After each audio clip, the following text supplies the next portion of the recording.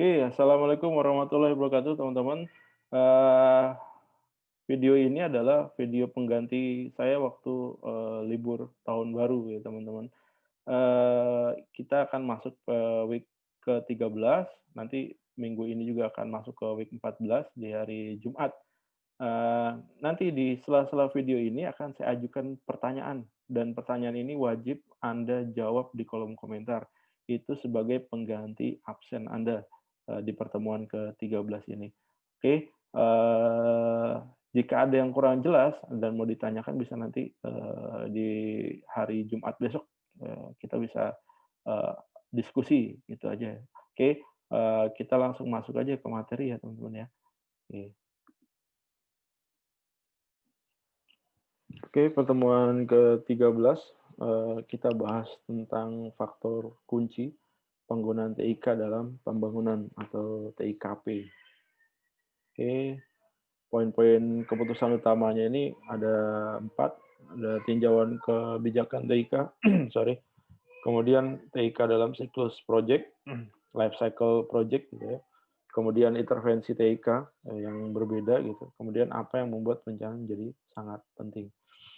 Nah, kebijakan TIKP itu, teknologi informasi dan komunikasi untuk pembangunan itu, domain bagi Departemen IT dan Telekomunikasi. Jadi, seperti kita ketahui, yang punya domain adalah orang-orang IT gitu ya. Cuma yang jadi masalah apakah, orang IT ini punya, pengetahuan, yang lebih, dibanding dengan apa, punya pengetahuan yang lebih, eee, terhadap banyak permasalahan gitu ya. Kalau di pemerintahan ini banyak nih, ada urusan ekonomi gitu, ada urusan politik, ada urusan macam-macam. Apakah tepat, apa, pembangunan, TIK ini dipegang oleh orang-orang IT? Nah, ini juga, menjadi, pertanyaan buat teman-teman nih, buat jawab di kolom komentar, yang menandakan bahwa ini absensi Anda, kalau Anda menyimak mata kuliah ini, gitu ya. Apakah tepat, Departemen TIK, memegang, kebijakan, TIKP, TIK di, Indonesia gitu ya. Silakan, jawab komentar Anda masing-masing ya, berdasarkan, buah pemikiran Anda, bukan hasil contek orang lain atau bukan hasil browsing gitu ya. Kemudian berikutnya saya lanjutkan, departemen-departemen pembangunan cenderung nggak memiliki orientasi TIKP yang baik. Kemudian yang ketiga, mereka nggak secara signifikan mempengaruhi kebijakan TIKP karena mereka nggak dapat terlibat dengan departemen TI. Nah, seiring dengan berkembangnya teknologi gitu ya, sekarang sudah eranya konvergensi di mana ada gabungan nih antara media gitu ya, teks, kemudian audio, grafis, animasi, video gitu ya. Kalau sekarang Anda nyimak YouTube gitu udah canggih-canggih ya. Home production itu udah kelasnya mungkin udah setara, ada yang setara movies gitu ya, ada yang setara siaran televisi gitu, macam-macam. Jadi memang, nggak kalah. Dan begitu juga di pemerintahan, dengan adanya pandemi saat ini, mereka sudah beralih nih, sudah bertransformasi, untuk, masuk ke arah konvergensi media gitu ya.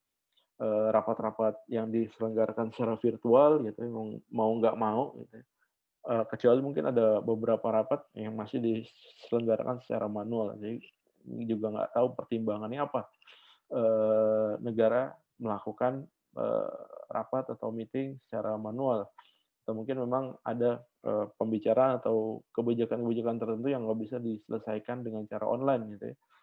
Eee atau mungkin ada faktor habit-nya juga. Jadi karena, wah nggak biasa nih kalau kita melakukan ini secara online, jadi, nggak afdol karena harus ketemu, ya udah ketemu jadi. Oke, ini konvergensi sehingga ada sebuah platform bersama yang tetap memungkinkan pengguna untuk memilih menggunakan beberapa media yang dikombinasi secara terpisah sesuai dengan keinginan masing-masing gitu. Jadi dengan adanya pandemi ini gitu ya, pilihannya banyak nih, ada Anda bisa pakai Zoom, CloudX, ada punya Microsoft, ada juga yang punyanya orang-orang lokal Indonesia gitu ya, yang digunakan secara parsial. Gitu. Mungkin karena kurang pemasaran atau kurang yang lain, bisa jadi penggunaannya nggak kurang maksimal juga. Jadi campuran dari berbagai disiplin ilmu, keteknikan, ilmu sosial dan perilaku. Pengenalan TIK membutuhkan perubahan sosial dan budaya yang signifikan dalam organisasi yang telah terstruktur untuk memisahkan fungsi dan tanggung jawab.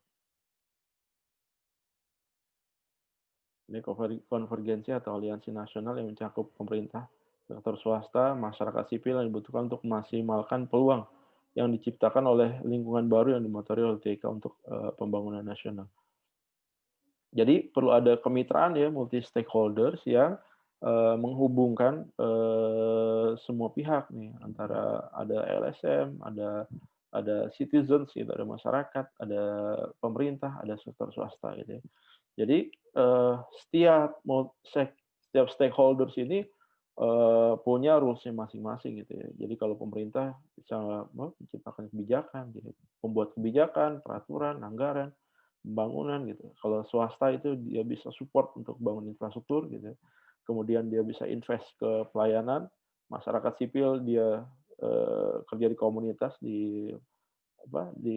dapat bekerja di komunitas, di organisasi gitu ya. Dan komunitas dapat memiliki dan mengendalikan inisiatif gitu. Jadi semuanya saling kolaborasi gitu ya.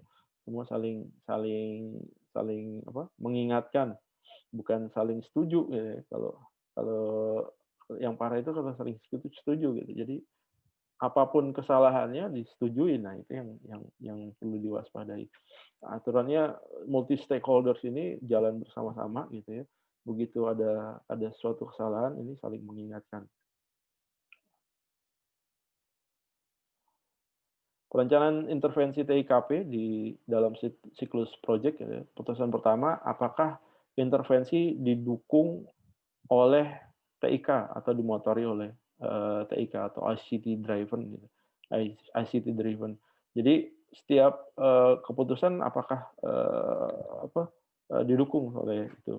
Dimotori TIK berasumsi bahwa akses terhadap informasi yang relevan dan terkini melalui TIK akan membantu pertumbuhan ekonomi melalui peningkatan pendapatan. Jadi setiap kebijakan yang dikeluarkan kira-kira ada nggak faktor ada faktor TIK nggak yang mempengaruhi gitu ya. Dan dengan ada faktornya TIK, bisa nggak dia membantu pertumbuhan ekonomi atau bisa meningkatkan pendapatan pemerintah ya.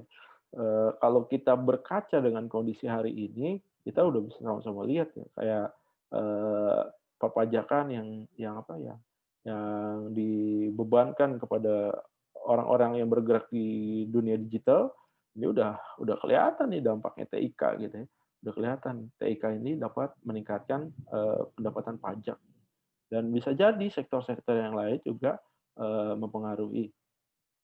Didukung oleh TIK mengklarifikasi tujuan pembangunan yang ingin dicapai, mengupayakan TIK yang dibutuhkan, kemudian mencari jalan hemat dari penggunaan TIK untuk memenuhi kebutuhan proyek. Bukan cuma menghasilkan pajak, tapi kira-kira peran TIK ini bisa nggak menghemat pengeluaran gitu ya. Tadinya dia harus mengeluarkan suatu nominal, tiba-tiba dengan seperti ini, dengan adanya campur tangan TIK bisa jadi ngurangin setengahnya atau ngurangin 75%-nya misalkan bisa aja. Nah, ini pertanyaan pertama good practice nih. Jadi mengapa? Apakah penggunaan proyek berbasis TIK ditujukan secara jelas untuk mencapai tujuan pengentasan kemiskinan yang spesifik? Jadi setiap kebijakan TIK yang mau dikeluarkan ya ini, atau kebijakan pemerintah yang dikeluarkan ya, kita bisa ngelihat berkaca pada 10 pertanyaan ini, apakah target kelompok dispesifikkan dengan jelas, apakah TIK digunakan dengan layak dari sisi biaya dan dukungan dan segala macam sampai ke pengelolaan resikonya. Jadi Dengan begitu kita bisa me-manage apa yang bisa kita, upayakan.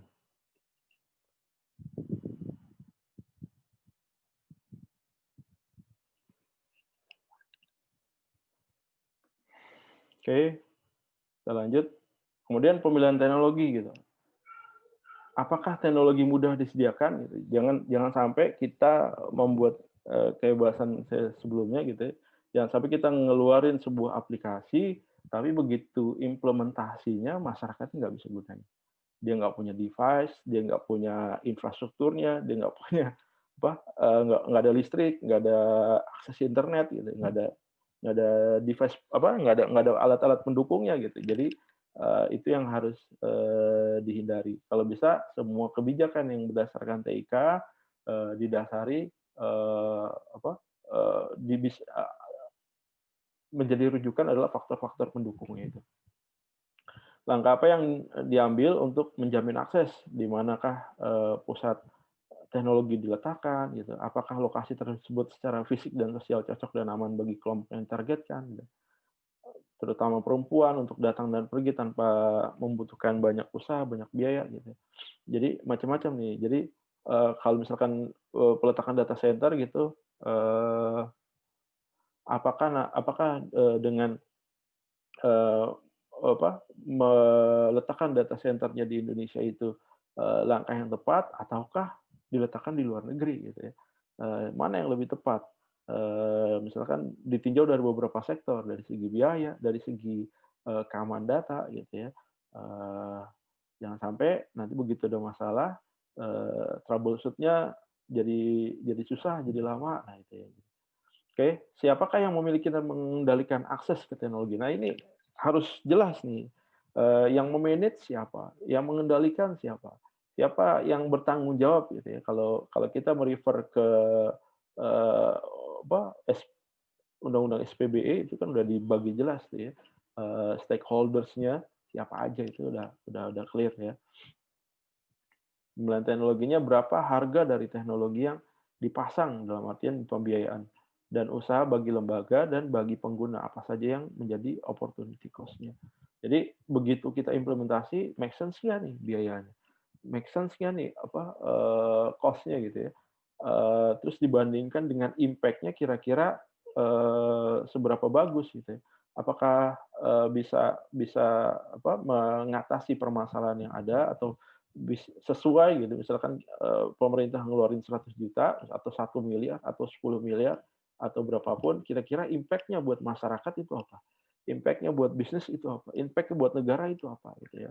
Ada kalau pemerintah kan, ukuran KPI-nya ada layanan gitu ya. Kalau layanannya, bisa lebih baik dengan, dia ngeluarin spending beberapa uang gitu, jumlah tertentu, ya dan diukur, dirasa, eee, sesuai ya kenapa enggak gitu ya.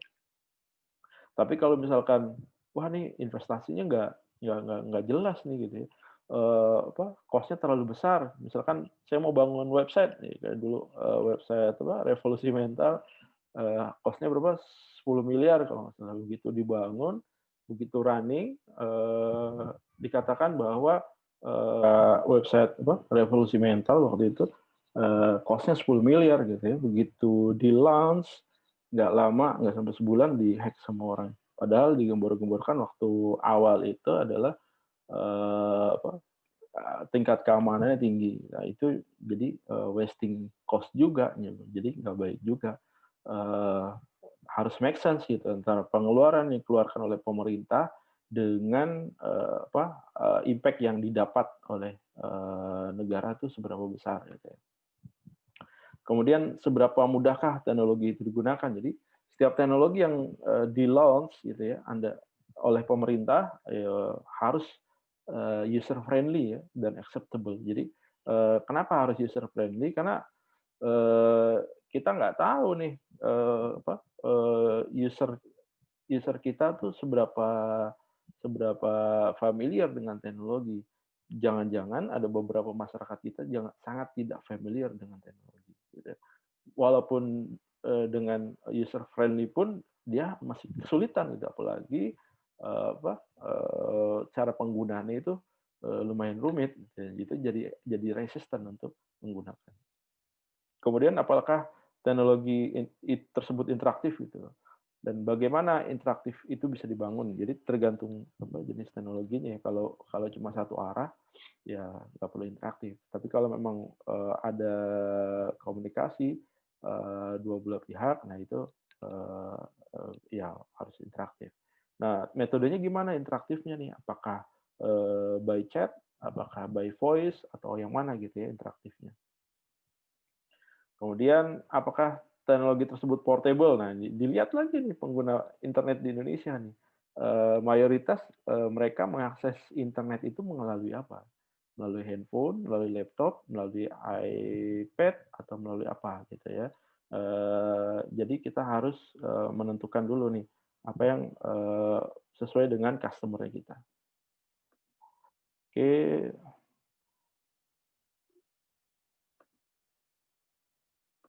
Oke, ya harus tahu juga ya, mayoritas pengguna internet di Indonesia itu memang atau mayoritas calon pengguna yang akan menggunakan layanan tersebut itu seberapa besar yang menggunakan PC, menggunakan laptop, atau menggunakan mobile device gitu. Kemudian seberapa mudah untuk memasang, merawat, modifikasi, memperbaharui hal tersebut gitu. Kemudian siapa yang ngejalanin fungsinya, ini harus jelas, harus clear.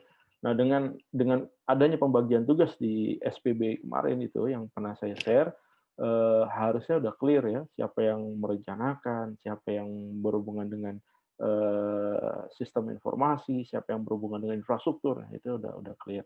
Tinggal masing-masing pihak itu menjalankan fungsinya masing-masing.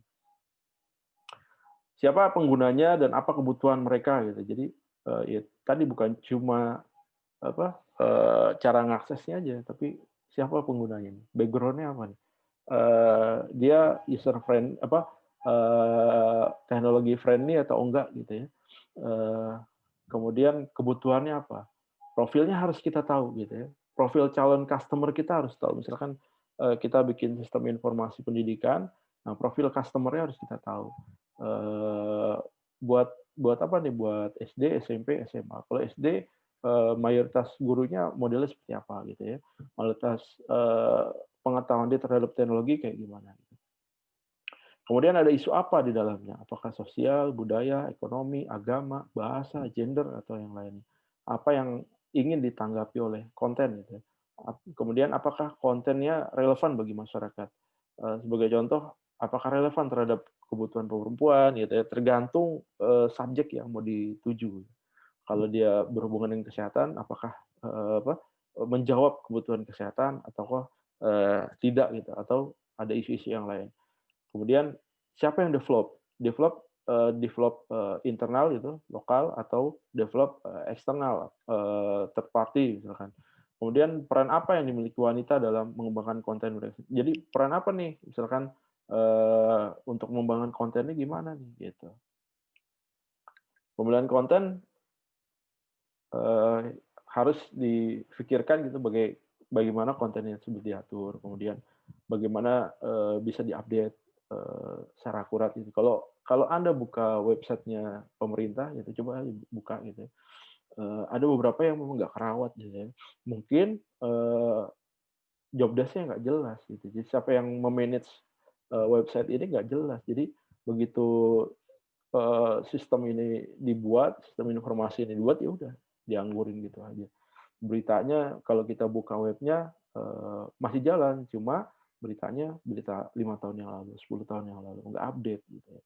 Kemudian bagaimana teknologi tersebut dimodifikasi untuk memudahkan pengguna dalam memperhatikan, menggunakan, dan mengerti konten.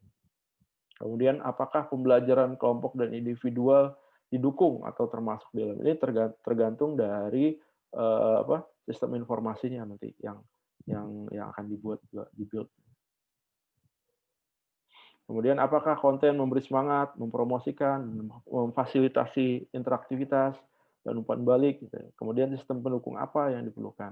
Apakah butuh proyektor atau butuh mikrofon, headphone, headset gitu, atau yang lainnya gitu ya. Kemudian mekanisme apa saja yang, tersedia untuk perbaikan dan modifikasi konten, eee, apa nih mekanisme kayak gimana? Apakah di situ ada chat box-nya gitu, ada kolom, saran dan masukan atau yang lain? Kemudian beberapa faktor kunci yang berdampak, pada kesuksesan atau kegagalan dari penerapan ini, yang pertama adalah kejelasan mengenai hasil dan tujuan pembangunan. Jadi,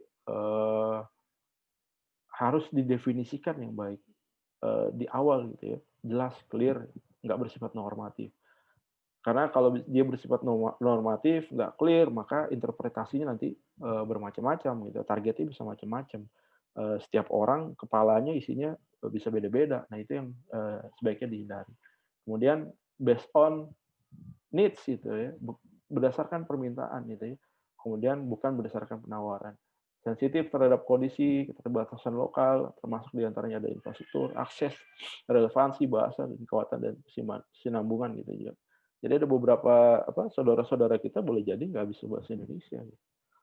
Dia cuma bisa bahasa daerahnya aja gitu.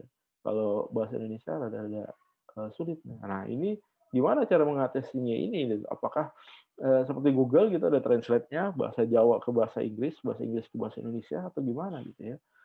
Oke. Kemudian berorientasi proses, bukan dikendalikan oleh durasi, atau hanya sekedar mencapai target gitu ya. Kemudian perubahan organisasi, tingkah laku, dan sistematis adalah faktor kuncinya. Jadi intervensi TIK tuh beda, bukan sekedar naruh perangkat keras, di apa, di suatu tempat gitu, tapi dia kumpulan dari prinsip, praktek manajemen gitu ya. Bukan cuma naruh, tapi gimana caranya mengoperasikan, me-manage, apa, menyimpulkan gitu ya. Kemudian ada kontroversi apakah, eee, mana yang lebih baik antara konvensional dan fleksibilitas gitu. Ada ketidakcocokan antara teknologi dan tujuan sosial. Ada juga investasi dalam perangkat keras versus investasi dalam, sumber daya manusia gitu. Mana yang lebih efektif? Kalau kalau dulu kita berpikiran, ya udahlah investasi manusia aja gitu ya. Dengan gitu maka, pengangguran dapat dikurangi. Cuma masalahnya dengan adanya apa, dengan model seperti itu, investasi SDM, kalau prosesnya lebih lama gimana? Kemudian kalau misalkan masyarakatnya harus ngurus berkali-kali gitu, datang berkali-kali dan wasting money gimana? Membuang-buang uang gimana? Gitu, cost-nya lebih besar gimana? Nah, itu yang jadi, pertanyaan. Kemudian tantangan skalanya, jadi skala ekonomi atau skala lokal?